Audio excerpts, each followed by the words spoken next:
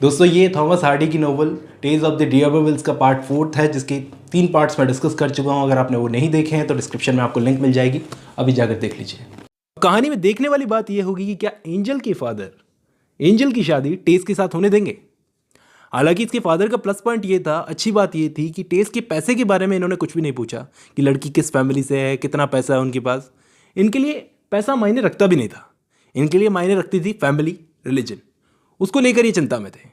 लेकिन टेस को तो पता ही नहीं कि एंजल वापस आ गया है, और एंजल ने वापस आते ही इसकी गर्दन में हाथ डाला, टेस की गर्दन में बाहें डालकर इतना पूछा, क्या तुम मुझसे शादी करोगी। बस ये चीज़ सुनकर वो थोड़ी हैरान सी हो गई। बोली कि मैं लायक नहीं हूँ।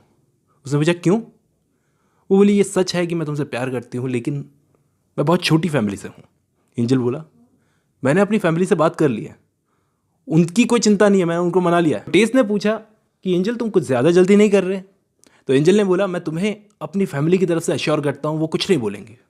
लेकिन इस बेचारी को ये चिंता थी कि वो रेप वाले पास, उसकी वजह से इसकी दोस्ती भी खत्म ना हो जाए एंजल के साथ में। टेस के मना करने से एंजल थोड़ा सा भी निराश नहीं हुआ। इसने मना कर दिया, वो बार बार पूछता रहा और वो बार बार एक ही जवाब देती। बोलती कि मुझे तुम्हारे साथ रहना अच्छा लगता है, मैं तुमसे प्यार भी करती हूँ, मैं तुम्हारे अच्छे के लिए बोल रही हूँ कि तुम मुझसे शादी मत करो। लेकिन वो बोला तुम खुद को इतना कम मत समझो। लेकिन कमाल की बात ये कि टेस की हिस्ट्री के बारे में अभी तक यहाँ पर कितनों को भी पता हो, किसी ने एंजल को बताया नहीं है। एंजल धीरे धीरे फ्रस्ट्रेट होने लगा और बोला कि क्यों नखरे दिखा रही हो। उसने बोला मुझे पता है कि तुम कितनी प्यार और इनोसेंट हो। और आखिर टेस ने भी फैसला कर लिया कि मैं एंजल को बता दूंगी कि मेरे साथ क्या हुआ है। फिर भी अगर वो मुझसे शादी करना चाहेगा तो कर लूँगी, संडे को सब कुछ सच सच बता दूंगी। अब उसे खुशी और बेचैनी दोनों हो रही थी, काम में मन भी नहीं लग रहा था। गुजरते दिनों के साथ में सैटरडे भी आ गया और इसका डर और भी बढ़ गया। उसने कोशिश भी की बताने की, लेकिन बहुत गट्स चाहिए बताने के लिए, वो बता नहीं पाई। अब उसने क्या है, अपनी माँ को लेटर लिखा कि मैंने लड़के को अपनी फैमिली के बारे में बता दिया है, कोई प्रॉब्लम नहीं है इसको। तो इसकी माँ बोली तो क्या दिक्कत है, कॉन्ग्रेचुलेशंस, लेकिन बेटी उसे वो बात मत बताना, ठीक है, तू बड़ी सीधी बच्ची है, तू सब सच बता देती है किसी को भी। लेकिन टेस सोचने लगी कि ये बात छुपाना ठीक नहीं होगा, ये तो बतानी पड़ेगी। एंजल को बस टेस की यही बात बहुत अच्छी लगती थी कि बाकी लड़कियों की तरह ये इसके पीछे पागल नहीं है, ये सबसे अलग है। एक दिन इनको कहीं दूध डिलीवर करने जाना था, तो उस वक्त टेस और एंजल दोनों साथ में ही थे। टेस अपने साथ में कोई गर्म कपड़ा नहीं लेके आई थी, तो एंजल ने इसे कुछ पहनने को दे दिया। आखिरकार एंजल को इतना परेशान होते हुए देखकर टेस की एक फ्रेंड उससे बोली कि ये तुझे दिख नहीं रहा कितना परेशान हो रहा है तेरे लिए, बेचारा इतना परेशान हो रहा है, तू क्यों इतना भाव खा रही है। अब क्योंकि फार्म की सारी लड़कियों की शादी हो रही थी, लड़कियां फार्म छोड़ छोड़ कर जा रही थी, तो एक रात ये टेस और एंजल दोनों नदी के किनारे बैठे थे। एंजल बोला कि देखो टेस, हम दोनों हमेशा इसी तरह साथ तो रहेंगे नहीं, आज नहीं तो कल ये फार्म का काम ख़त्म हो जाएगा, इसका प्रोडक्शन कम होने वाला है और हमें जाना पड़ेगा, और मैं तुम्हारे बिना रह नहीं सकता। ये किसी भी हाल में टेस को खोना नहीं चाहता। और आखिर टेस को बात समझ में आ गई और वो वेडिंग के लिए मान गई।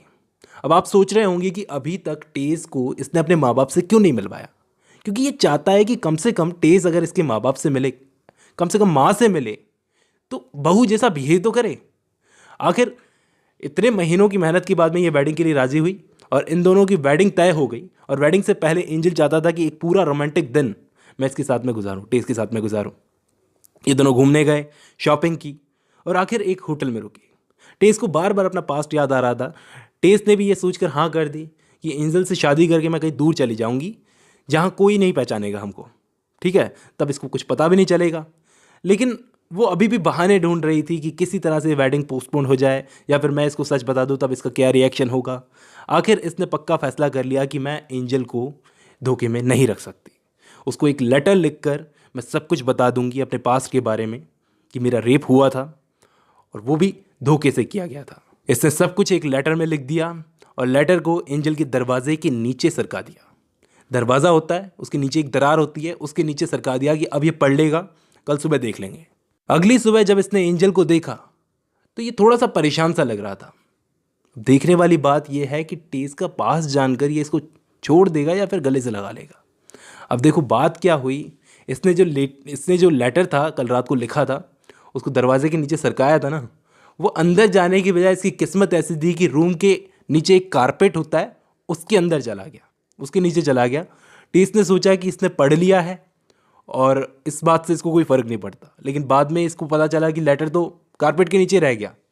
अब शादी नज़दीक आ गई थी, घंटे 2 घंटे बचे थे, ये हस्बैंड वाइफ होने वाले थे, तो उस टाइम पे बात कोई निकली नहीं। लेकिन फिर भी ये परेशान थी, इसको ख़ानदानी ज्वेलरी मिल गई, इसको तो यकीन नहीं हो रहा था कि ये ज्वेलरी मैं पहनूंगी। एंजल बोला कि मुझे तुम तो सिंपल कपड़ों में ही अच्छी लगती हो। ये सब शादी वाला माहौल था और अभी भी टेस का मुंह उतरा हुआ था। अब आखिर शादी का काम सारा ख़त्म हो गया और इन दोनों हस्बैंड वाइफ को अकेले में टाइम मिला चाय पीने का। तो उस वक्त ये दोनों बैठ कर के चाय पी रहे थे। तो एंजल आखिर बोला कि मुझे कुछ बताना है तुमको, एक्चुअली कन्फेस करना है। ये सोची कि क्या कन्फेस करना है। तो वो बोला देखो मैंने आज तक तुमको ये बात बताई नहीं क्योंकि मैं डरता था कि मैं तुमको कहीं खो ना दूँ। अब तो तुम मेरी वाइफ हो। देखो मैं अब रिलीजियस आदमी नहीं हूँ, धर्म को मैं अभी भी मानता हूँ, लेकिन मैं रिलीजियस नहीं रहा, प्योर नहीं हूँ। क्योंकि मैं लंदन गया था कुछ सालों के लिए, एक बड़ी एज वाली वुमन के साथ में मैंने रात गुजारी थी, 2 दिन गुजारे थे। तो मेरी वाइफ हो तो बताना ज़रूरी है। मुझे माफ़ कर दो टेस।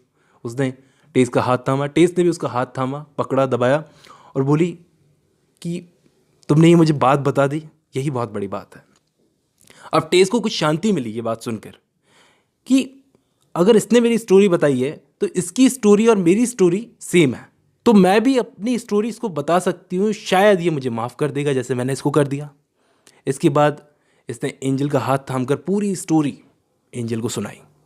अब एंजल क्या रिएक्ट करता है ये देखेंगे नेक्स्ट वीडियो में।